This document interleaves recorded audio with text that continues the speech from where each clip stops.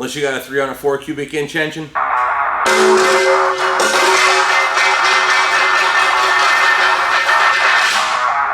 got no use for it.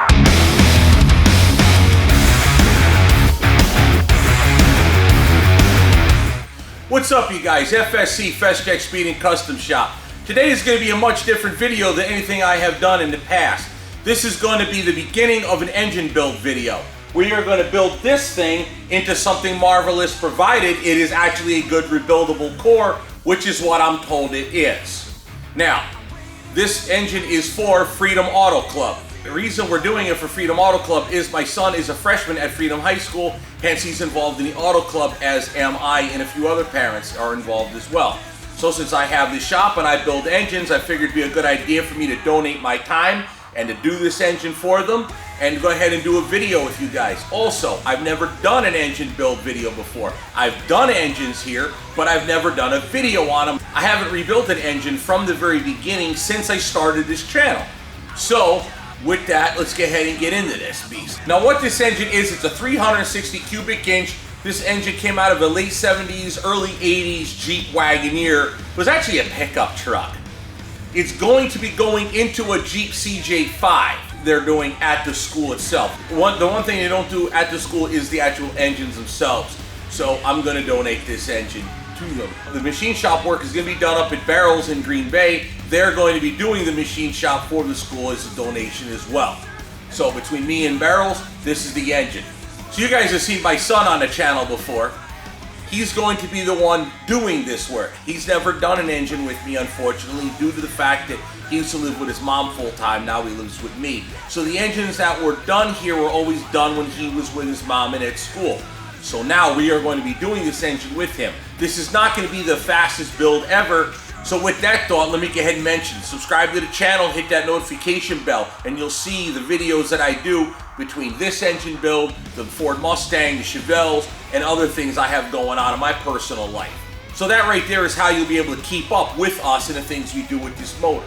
Obviously, this thing is just a jumbled pile of yuck. Guess who's putting it on the engine stand? Me. Not me!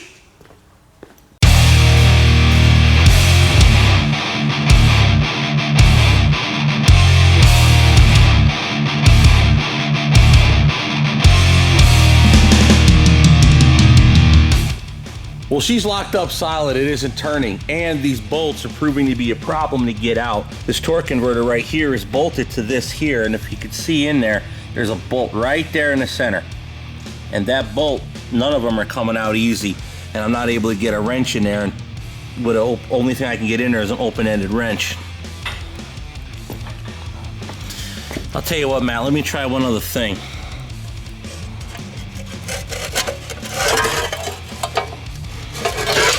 You're not gonna get it. I had to snake the cover off. Now, if you notice, there's a notch right there so you can get it out from around the crank. It's not like a Ford where it's solid and you're not gonna get it off. So now, hopefully, we can get a wrench in there. So, Matt, go ahead and reach down with your box and the wrench and break that loose. You got it. It's heavy. Now, the torque converter has a nub that lines up in the crankshaft here, okay? Got it? Yeah.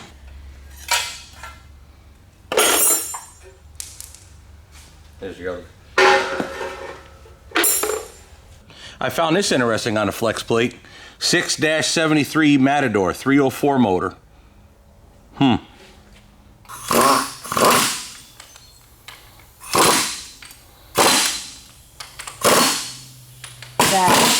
huh? Is that it?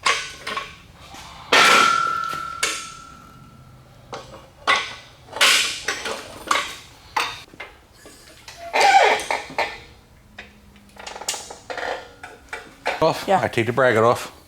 Put that in a bucket, actually. What did you say? It's pretty small. I don't know if that. See if that'll come loose. Spin it. All right, spin and slide it up. Do you want me to unplug everything or no? Yes. Throw all those wires right in the garbage. All right.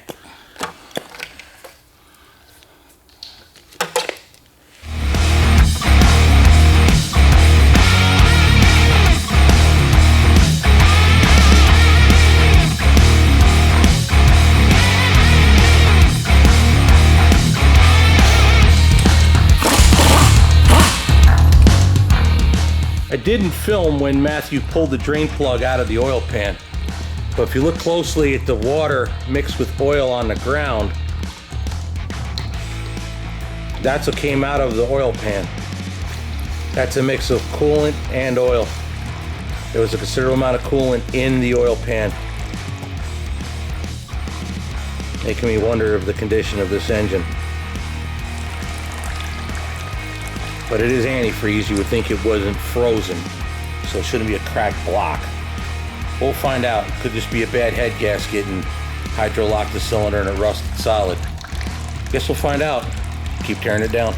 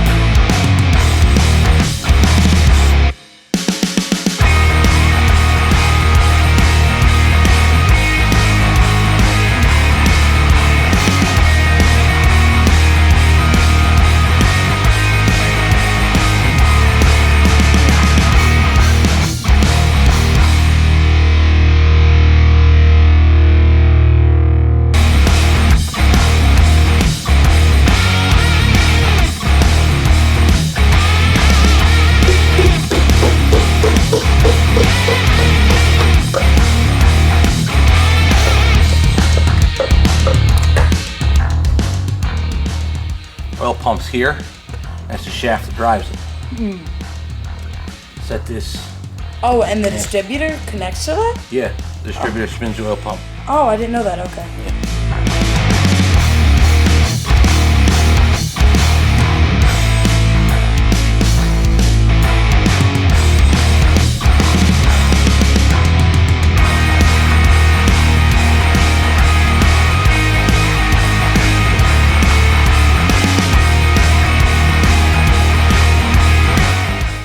Getting ready to take these rocker arms off, and notice this one's awful loose.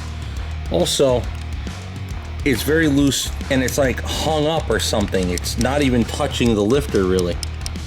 And it seems to be stuck on that rocker arm right there. But then I noticed there's a piece of metal right here.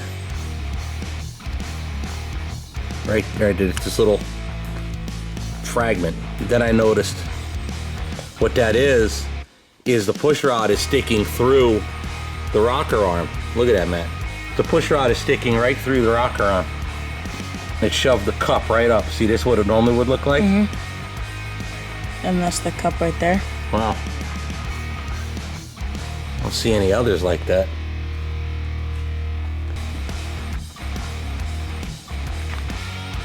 Not just that one. Odd. Water in the oil. Although I was thinking that could have been when they took the intake manifold off and just went right down into the lifter galley. However, that would have caused one heck of a misfire. That's an intake valve too right there. That's this intake valve, number one intake. All right, I'll take it apart. Go.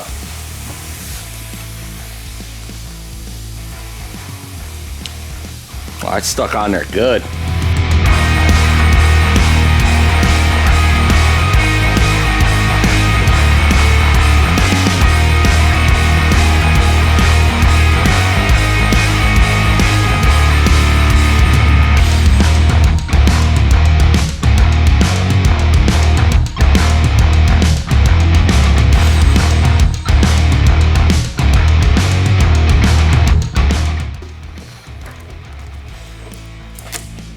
Peel it off. Ugh! Oh. Oh God, it stinks. Thanks.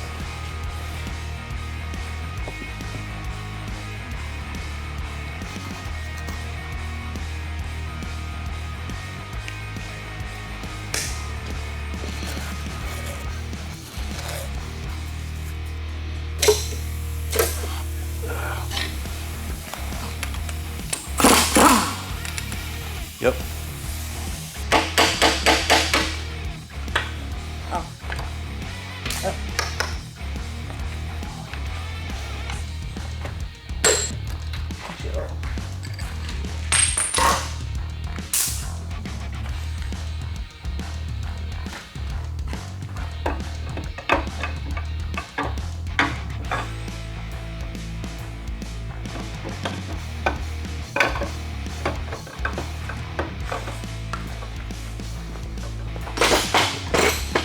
cam is so brutalized. It was lubricated.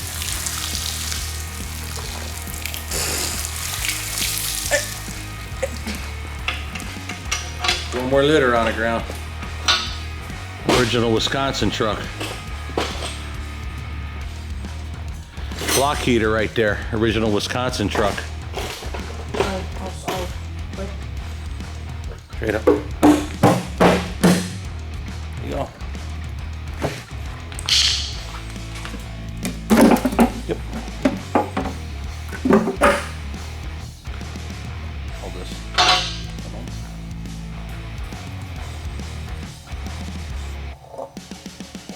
Where's that? Oh, it's just laying right there. I caught that on camera. Not sure what this is or was, but it's metal. There we go. Steel. Little shaved bits of steel. Now they're labeled from the factory. 1, 2, 3, 4. This way you know which ones to put in where to rebuild it. After machine, it's really not going to matter which way it goes in, but if you want to keep it the way it was, you could always just put them right back in the way they came out. Go ahead and bust number 1 loose.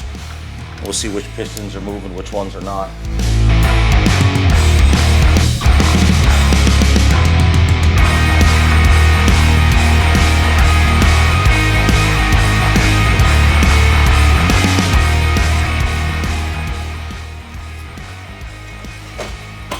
All kinds of metal sludge. Look, come here. Come here. See, this is the bearing. Feel the metal grinding in there?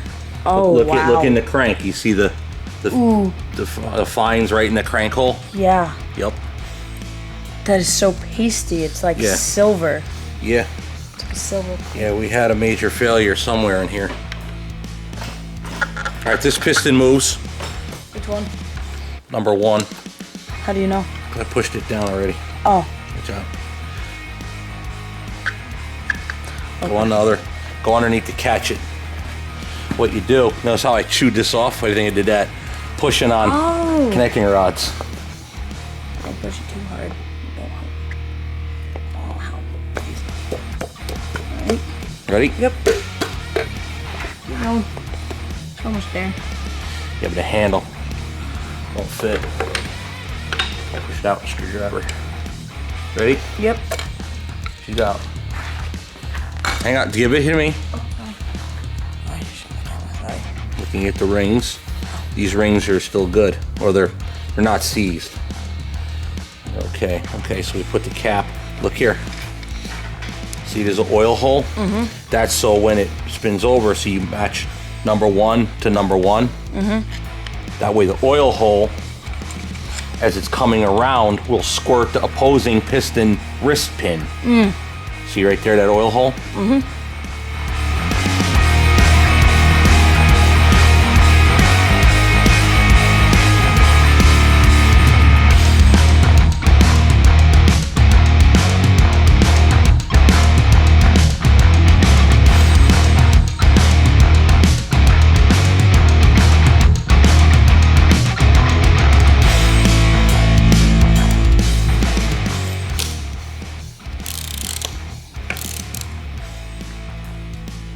What in the what? That was easy. Was it? Yeah. There was no problem taking it off. Right. Yeah, see? Okay. Didn't have- Spun. Instead of the crank spinning in the bearing spun in the connecting rod. You can see what's left of it there. There's no bearing in the connecting rod cap. See, the bearing's gone? It's all in here, all shaved up. Bearing was spinning in there. What happens is once the bearing spins, it loses its oil hole. And then it starves for oil.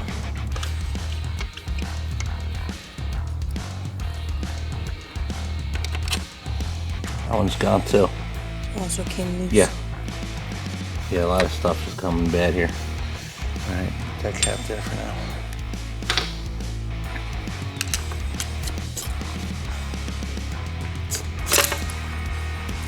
Here, I can grab the... That's what's left of the bearing. Grab number 4. So now you know what that shrapnel is. Bearings. What?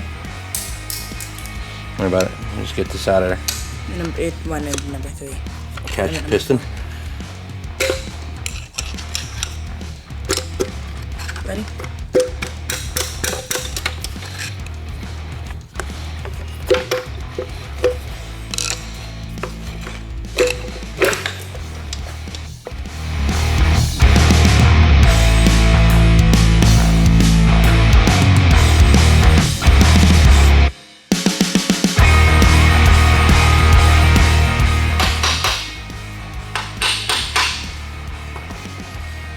There's your thrust bearing. Notice the bearing has the side on it compared to the other ones. That keeps the crankshaft From sliding back and from forth. front to back, correct. Almost done. You gotta do grab the back if you can. No, I need to pull that from there. Okay, let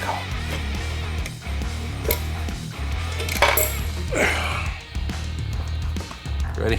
Yep. That sounded hollow. It might have moved. Did it? Yep. Keep going. Keep going. Keep going. Keep going. He's moving. I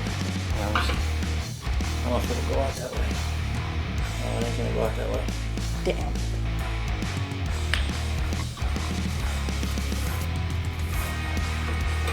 Pull the pin.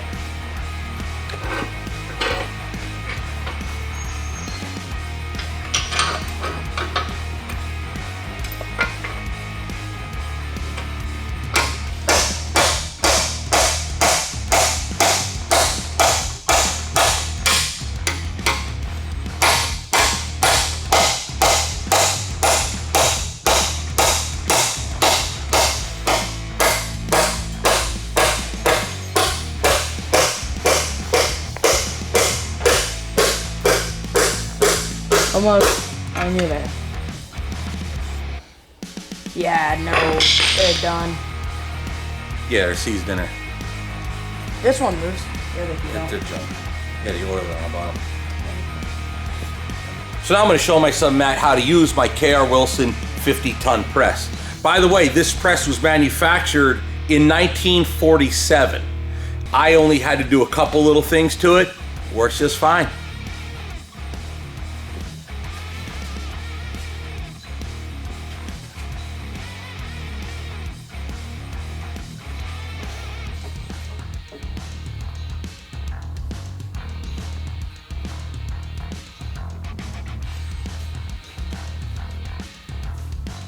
Now it's set for 3-ton now.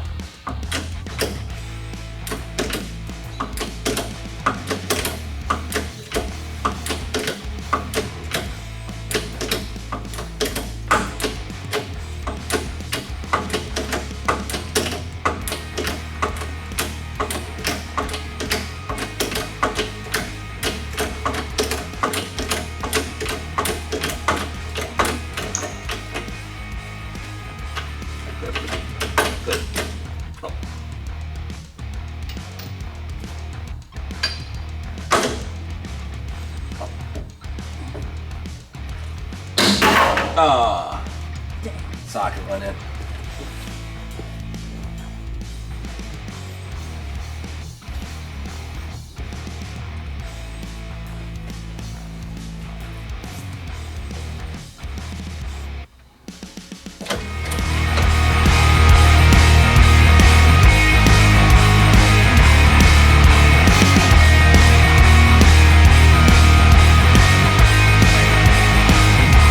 It's the next day now, and I've decided to show you what failed on this engine. When you tear it down and you're paying attention, especially on an engine like this that obviously had a catastrophic failure, you could basically do an autopsy on it and determine what went wrong and why did it die in the first place. To start, let me give you a couple basics on this. I was looking on the internet and apparently many people don't know this. To be honest, When I first started looking into this, I didn't know it either until after I had gotten the engine here. Everybody assumes because Jeep and Chrysler Corporation are basically one and the same modern day. Back in the day, Jeep was under the flag of AMC, or American Motors Corporation. If my history is correct, that later got absorbed by Chrysler. Hence the thought process that Jeeps, the early ones at least, were similar to Chrysler products. Jeep and Chrysler, or Mopar as many would know it, have completely separate 360 cubic inch engines. This right here was the AMC 360 cubic inch. Another thing people may not realize is AMC made a handful of different V8 engines, okay? One of them was a 304 cubic inch that apparently was fairly common in the Matador. Well, one thing most people don't realize is that dimensionally, apparently the blocks are very similar, if not the same. The flange here at the back of the crank is the same as a 304. However, they're balanced differently. And I'm not going to tell you whether or not it created a problem or not, but this flex plate came off of the 304 cubic inch Matador engine, which is not balanced properly for a 360. So I imagine the original 360 flex plate had cracked. They replaced it with one that fits, but was not the right one. That would have thrown the engine out of balance to some degree. I'm not going to say that's what caused this failure. I believe I do know what caused the failure, and it wasn't this. So basically, this flex plate, it ain't going back on this engine, I'll tell you that. As far as I'm concerned, unless you got a 304 cubic inch engine,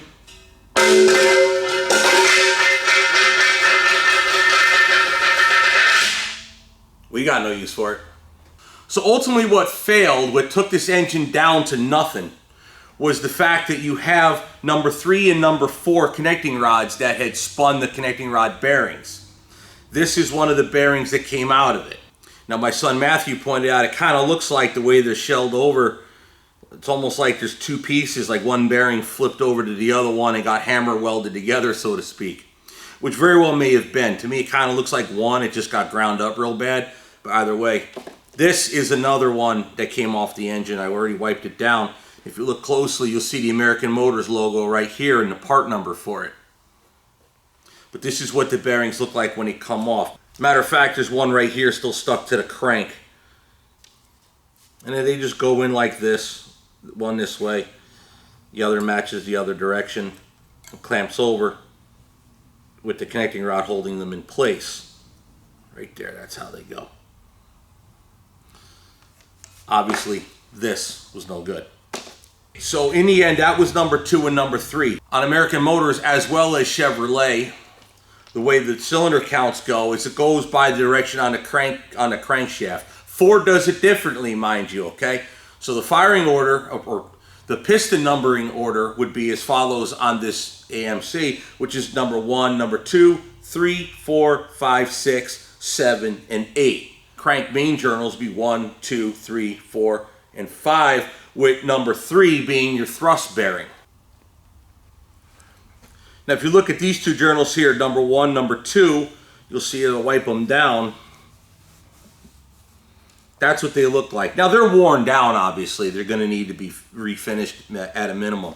But here, look at number 3 and number 4. You can't even really tell that there is a space where the bearings weren't contacting it. Looking real close, you'll see how horrible that surface is. That might be able to be machined provided the wear pattern is even on one side to the other. But I'll let Barrels tell me, but I have a feeling this crankshaft basically goes to the garbage. Now, curiosity gets me the difference between number 1 and number 2 and 3 and 4. That looks terrible, but how much material is actually missing? So right there we got 2.095. And here we have 2.093.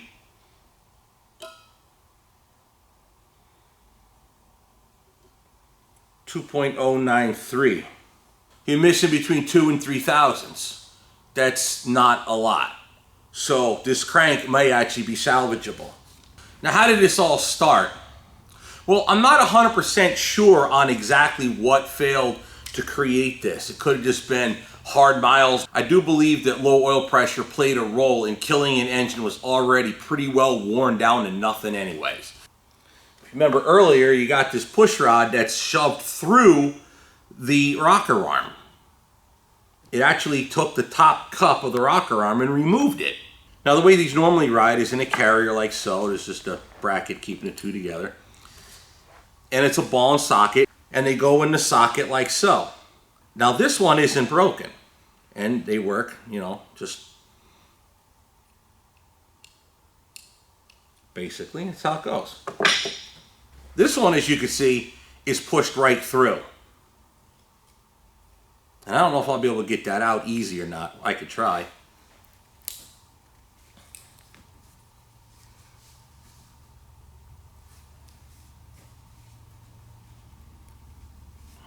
No, anyways, it's jammed in there good. So with this push rod pushed up too high, what I believe happens is you got your lifter here obviously pushing up on the push rod, but the lifter comes up and stays up. And what very well could happen in that case is with the lifter up too high or jammed up, you can lose oil pressure that way. Now, I have run Ford 360 with a lifter completely out of the galley and did not lose enough oil pressure to create a massive problem. But if the engine is really old and barely has any oil pressure, any loss of oil pressure could cause a catastrophic problem like this. Why do I think that engine is super crazy worn out? Well, let me show you. These two things I noticed right off the top as soon as I pulled the lifters. Now, of the 16 lifters, I isolated these three right here.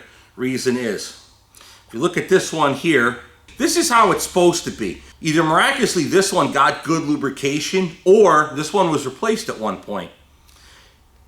This one here, you see how concave it is. I've honestly never seen this before. I've pulled apart many of an engine. I've never seen them concaved.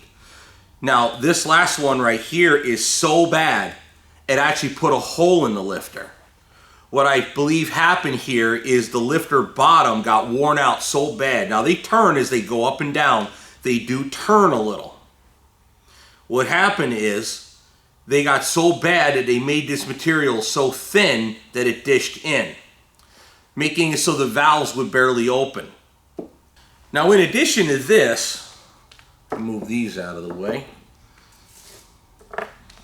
When I take a look at this camshaft here, I mean, I've seen some rough stuff. This cam is completely destroyed. Some lobes, like over here, now these lobes are pretty tall and proud. Here, here, spin them a little bit, here. They don't look terrible. However, look on the following side of the lobes. They're not even touched. The shiny metal hardening on the outside part of the cam is worn down to nothing. And it's starting to grind down. Either that or just, you see this little lip right here, which is barely touching. So notice here, it wasn't riding smoothly. In fact, if you look at the concave part of it, it was more riding on this end than on this end here. Now, look towards the front of the cam, which is up this way. Sorry, I have the cam backwards from the crank. Look at these lobes over here. They're ground down, like half. Now these lobes are from the front of the engine. Number one, intake, exhaust, exhaust, intake. Look at how the lobes are barely rising above the regular threshold right here. I mean, this cam is basically flattened on the front of the cam. There's nothing there. So the cam degradation begins heavily at cylinder 1 and gets a lot less by the time you get to cylinder 8. Now, is this due to high mileage, low oil pressure, high mileage creating low oil pressure? I don't think this cam was destroyed in the last 100 miles of the drive. I think this is just high mileage. But I think what killed the engine was the last little bit of oil pressure it required. Now, I believe, in my opinion, it already had very low oil pressure due to the high mileage it was driven and the way it was driven, perhaps. But the fatal blow was this right here, creating a situation where the last little bit of oil pressure required to keep 3 and 4 alive, you lost when this happened, combined with severely worn out lifters to the point where you had that hole and a concaved edge, combined with high mileage. This is number 4. This is the least damaged of them. Right there's your 4. Look all up in here. It's starting to get stamped out. Right up in here. It's chewed up. And this is the mating surface between 4 and the other rod 3. So this is chewed out. So I would imagine that this rod is junk. And then of course you have number 3. Look at this severe wobbled up damage right here. This connecting rod is just gone. It's good for anything else other than a connecting rod. Thank you for watching. Well, hopefully you'll be able to keep up with this engine build as we go. So while you're thinking about that, go ahead and hit the subscribe button right there. While you're down there, get that notification bell. That way you'll be able to catch up on when we do more with this engine and other builds that we have going on here. Also check out our little line of merch we got going on here. FSCSpeedshop.com. Got Cream Machine shirts. We got Pinup Girl shirts like he's wearing right there. Again, we are a full-service speed and custom shop. We could take what you have, build it up. We don't have to work on the entire car. We can even just do your engine and you put it in for you. Either way is fine by us. One of the things we take pride in is if you want a specific car that you want, we can go find it, build it to your liking, or we could take a car you already have and build it to your liking. This way these projects actually get done rather than sitting around and being thought about. So with that being said, I am Steve Feschek. Got my son Matthew Feschek here. This is FSC, Feschek Speed and Custom Shop. What else can we do for you? One day we'll get that timed out, right? Yeah.